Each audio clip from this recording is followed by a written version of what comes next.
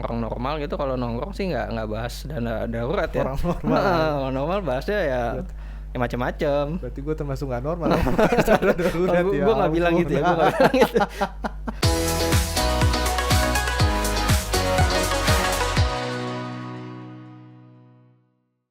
Hai Group People, jumpa lagi dengan kami di podcast Liquid, ngobrolin lika-liku investasi dan reksadana.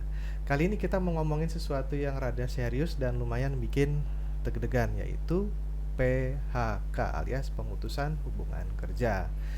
Group People, awal tahun 2025, yaitu di Januari dan Februari, itu Kemnaker mencatat setidaknya ada 16.000 pekerja di seluruh Indonesia yang terkena pemutusan hubungan kerja. Data ini berbeda dengan yang dirilis oleh Litbang KSPI dan Partai Buruh. Jumlahnya signifikan ada di 60.000 pekerja yang terkena PHK. Di sisi lain, BPS juga alias Badan Pusat Statistik merilis data bahwasanya per Januari hingga Maret kemarin itu tercatat setidaknya ada 83.000 pekerja Indonesia yang terkena PHK, sehingga total hingga awal Maret sekitar 7,2 juta pengangguran tercipta di Indonesia. Ini bisa jadi merupakan sesuatu yang tidak baik-baik saja bagi perekonomian di Indonesia. Di sisi lain, kemarin telah rilis data GDP kuartal 1 2025 yaitu sebesar 4,87% year on year. Sedangkan untuk data konsumsi rumah tangga ada di 4,89% saja. Nah, di sini juga terdapat penurunan impor barang konsumsi di Indonesia sendiri.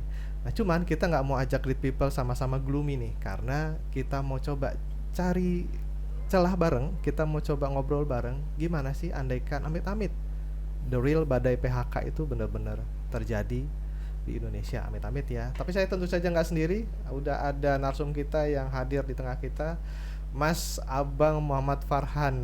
Selamat datang Mas Abang. Kayaknya agak kinky ya, gue manggilnya Abang aja ya. Iya. Sehat Bang? Boleh, sehat. Sehat, alhamdulillah.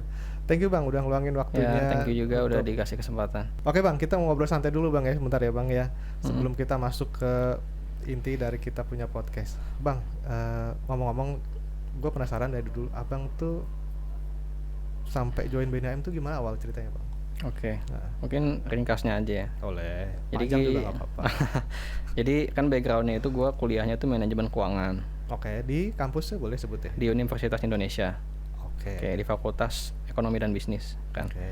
Nah, terus waktu kuliah sempat ada lowongan magang di sini di BNI Asset Management di divisi investasi gitu kan. Ya udah gue apply, keterima dan magang 3 bulan kayak gitu. Nah, selepasnya gue lulus, gue dihubungin lagi tuh sama Head of Investment BNIM untuk kerja lagi di sini sebagai investment analyst. Ya udah gue apply aja lanjut. Dan ya udah sampai sekarang udah kerja di sini sekitar 3 tahunan sebagai investment analyst.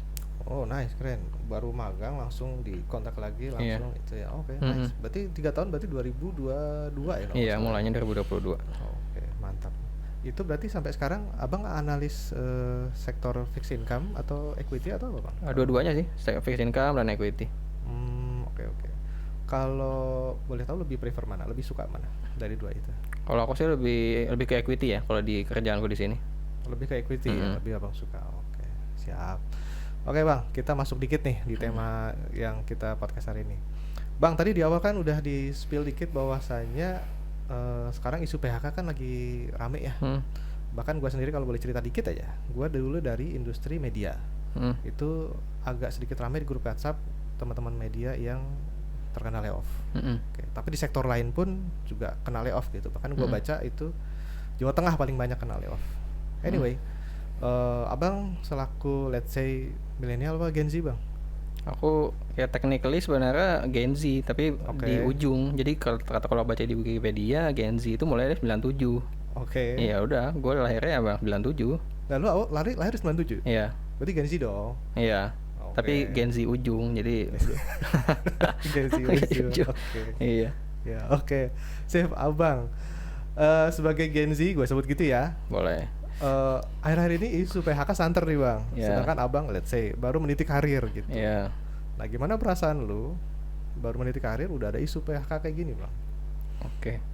Jujur kalau dari gue pribadi ya, gue sih nggak kalau dari sisi gue dari pekerjaan di sini itu gue sih nggak merasa belum merasa ada ini ya, belum merasa ada ancaman kena PHK gitu untungnya. Oke. Tapi kayak kalau gue ngeliat keluar gitu ngeliat kondisi rekan-rekan gitu kan, orang-orang di generasi yang sama ya sebenarnya cukup prihatin gitu kan.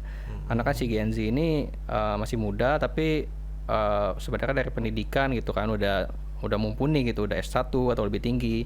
Pengalaman kerja juga banyak yang udah beberapa tahun kerja gitu kan. Ya tapi tetap harus dihadapi dengan isu-isu PHK ini gitu. Oke. Ya udah jadi ya cukup prihatin aja sebenarnya. Cukup prihatin ya. Mm-mm. Oke. Prihatinnya itu lebih ke kok bisa gitu ya kali ya? Iya benar. Oke. Karena kan ini kan menyangkut stabilitas keuangan, menyangkut masa depan gitu kan. Ya jadi kalau masa depan kita yang nggak secure gitu kan, stabilitas keuangannya belum stabil gitu, itu orang pasti merasa cemas gitu. Oke, menarik.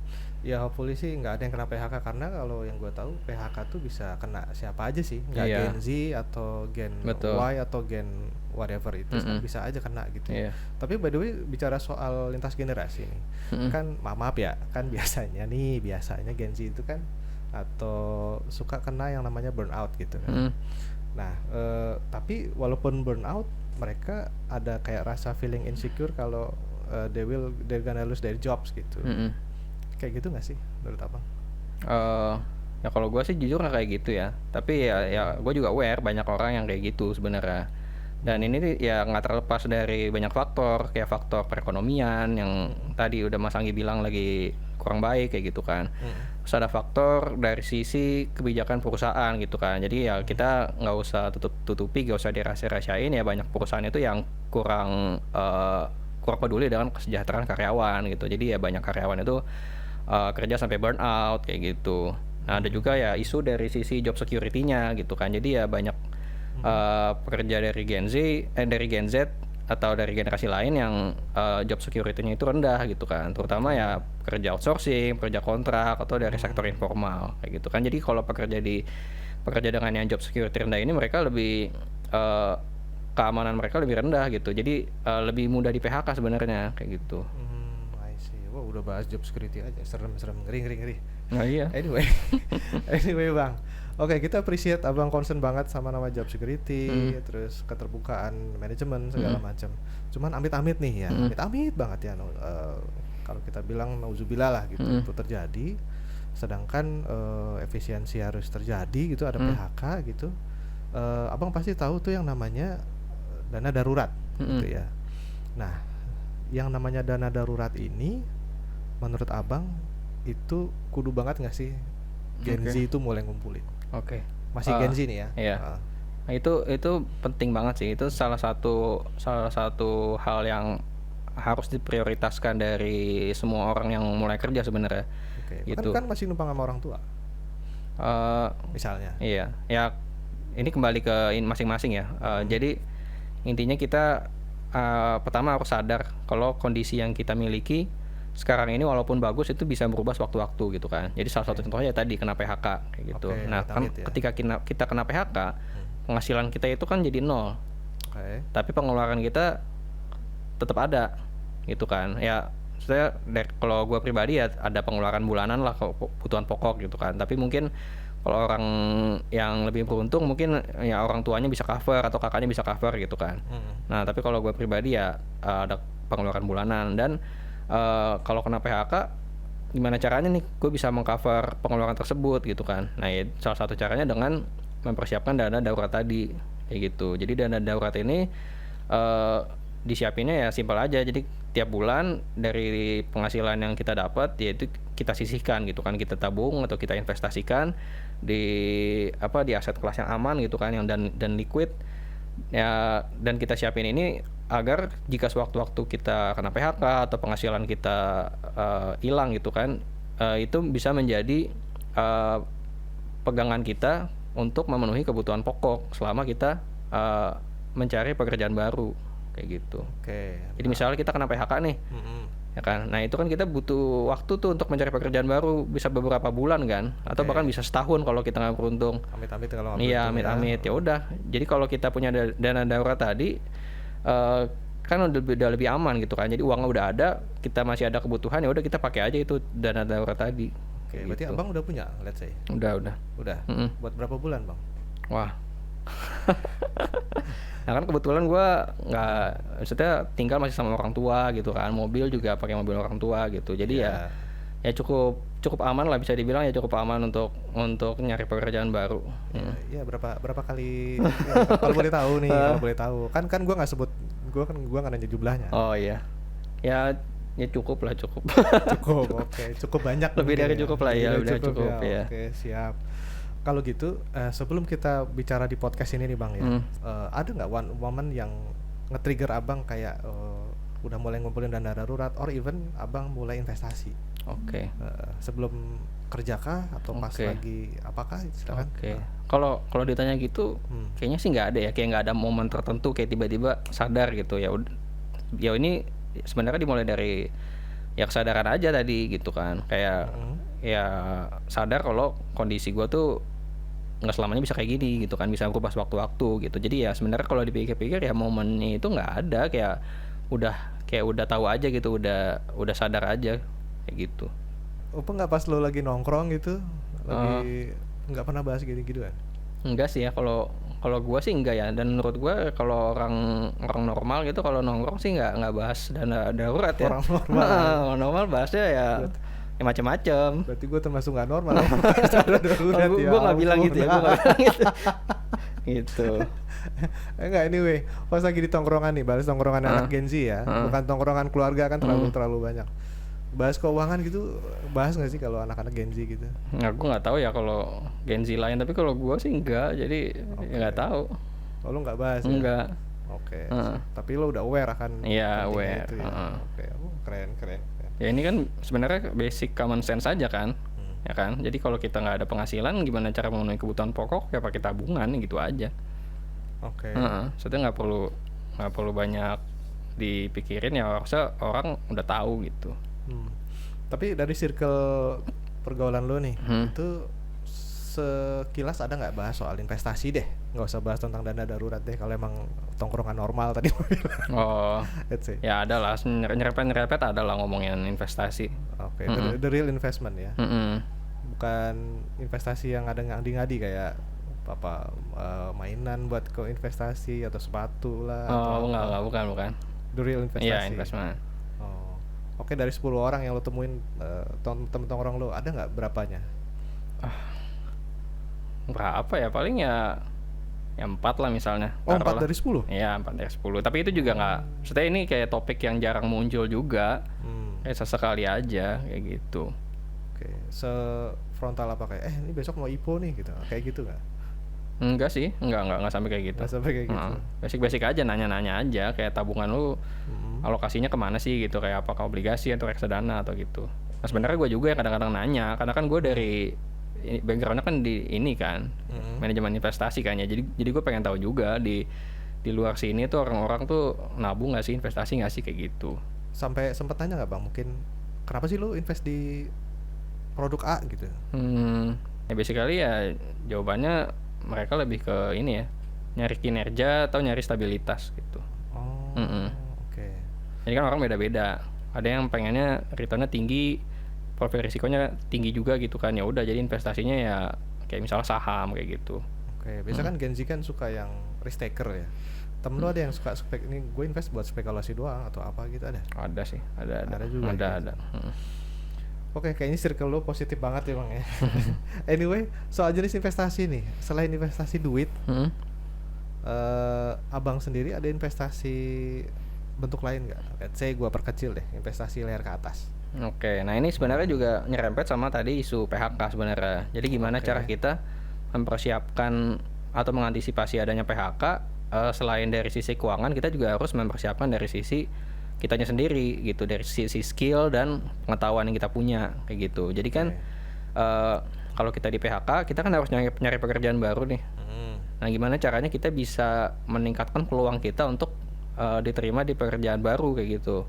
Nah ya salah satu caranya dengan kita mengembangkan skill kita gitu. Ya caranya juga macam-macam. Jadi misalnya kalau gue kan udah kerja nih gitu kan. Jadi ya udah selama day to day gitu, selama gue kerja ya gue berusaha untuk mengembangkan atau mendalami skill yang gue punya kayak gitu. Nah bisa juga kalau lebih effort ya kita bisa ambil kursus online misalnya untuk mengembangkan skill baru di luar yang bisa didapat di pekerjaan saat ini gitu. Atau kalau misalnya mau lebih effort lagi ya bisa ambil pendidikan tinggi misalnya S2 atau S3 kayak gitu.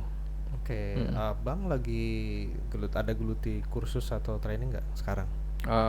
Ada sih sebenarnya, aku lagi ambil online course data science sebenarnya Oh, untuk nambah skill aja kayak gitu di luar manajemen investasi kan sebenarnya. data science. Mm-mm. Oke, reason untuk ambil kursus itu apa Bang? Kalau boleh tahu. Ketertarikan pribadi aja sih, tapi sebenarnya juga masih ada nyerepet-nyerepetnya sama kerjaan saat ini, soalnya kepake juga ilmunya Oh, kayak gitu kan, bikin model, bikin forecast kayak gitu, itu kan kepake banget. oh forecast ya. Mm-mm. Oh, oke. Anyway, gue sih pernah minta tolong ke Abang ya buat collect data. Apa sih waktu itu ya gue ya? Investment Universe atau apa gitu. Mm.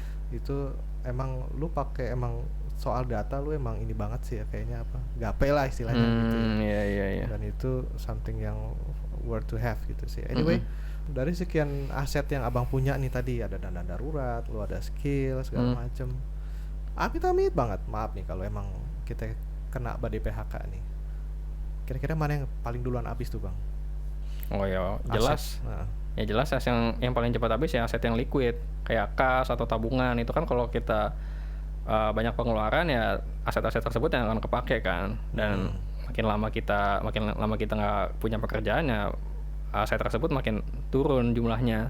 Tapi kalau kayak aset yang kayak tadi yang kayak skill dan pengetahuan itu kan tentunya nggak akan tergerus sama pengeluaran kita gitu, nggak ada hubungannya sebenarnya juga gitu. Jadi ya maksudnya ya benar juga tadi, penting untuk kita mengalokasikan waktu kita untuk investasi di skill tersebut kayak gitu. investasi layar ke atas ya. Betul. Oke. Balik ke investasi tadi. Kan banyak nih pos di mana Abang invest. Oke, nah sedangkan mungkin ada 1-2 teman seangkatan Abang yang emang belum mulai. Oke, dari dulu padahal dia udah kerja let's say sama kayak Abang 3 tahun gitu. Dari pengalaman Abang, poin investasi yang harus banget dihindari itu apa Bang? Kesalahan berinvestasi yang harus dihindari. Oke. Mau true story boleh, mau pendapat orang lain boleh. Kan ada pepatah pengalaman terbaik tuh kesalahan orang lain misalnya gitu. Silakan Bang. Oke, jadi menurut gue ya kesalahan terbesar itu adalah menunda-nunda kayak gitu. Jadi banyak orang tuh mungkin ya karena kurang literasi keuangan gitu. Jadi penghasilannya nggak ditabung gitu. Jadi dari penghasilan yang dia dapat ya dia habisin buat jajan, buat konsumsi, buat belanja kayak gitu. Jadinya nggak ditabung. Padahal sebenarnya kalau ditanya ya sebaiknya investasi itu ya sedini mungkin gitu, dari awal kita udah punya penghasilan langsung ditabung, diinvestasikan kayak gitu. Nah sama kesalahan kedua itu ya investasinya kurang dipikirin secara matang-matang gitu. Jadi misalnya kinerjanya jadi nggak optimal atau kurang terdiversifikasi kayak gitu. Ya itu sih. Itu sih.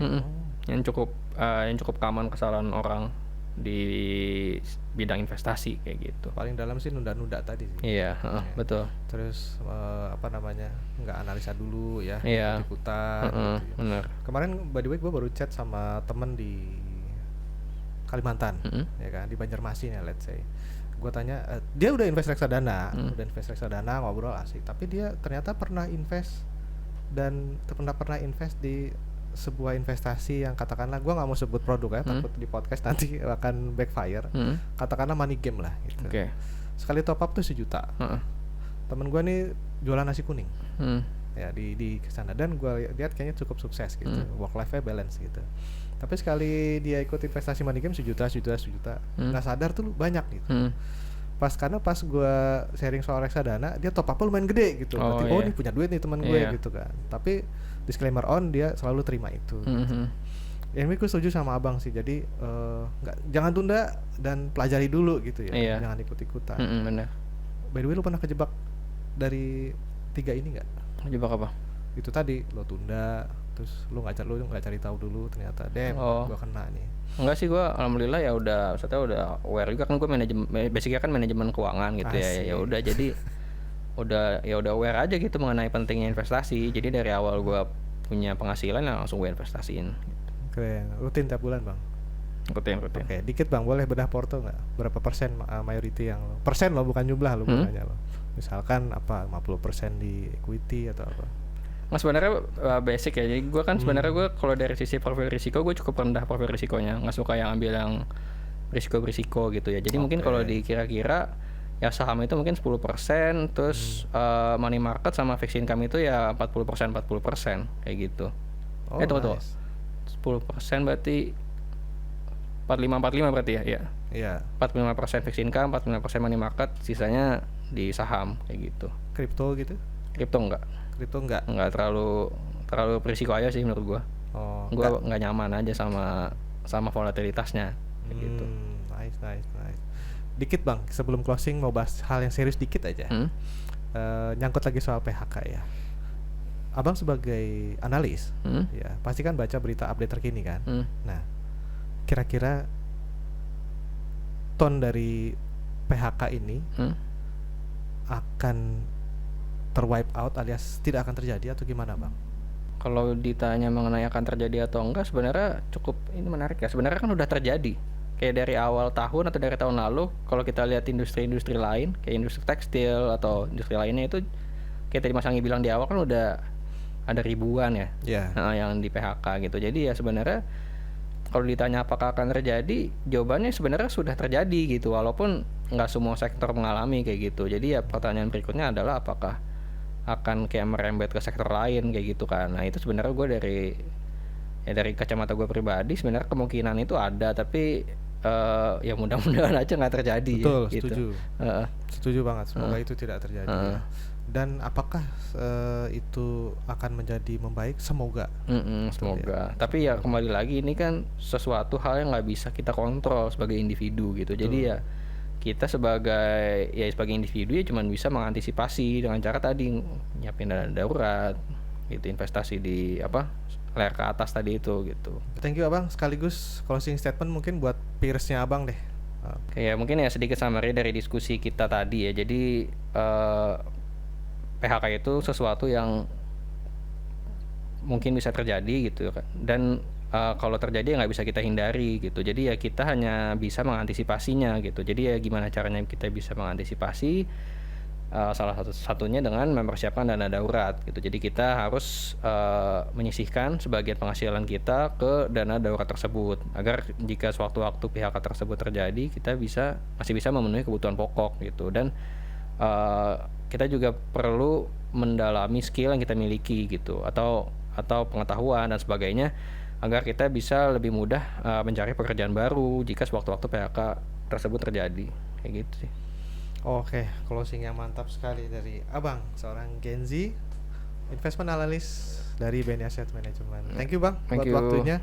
Semoga di kesempatan kali ini kita juga berdoa ya teman-teman kita, baik itu yang sedang meniti karir ataupun yang amit-amit yang sedang sedikit terancam isu PHK ini. Semoga senantiasa aman, rezekinya juga lancar. Amin. Dan juga semoga mereka sudah punya ataupun sudah memulai dari dana darurat itu tadi yang kita bahas ya.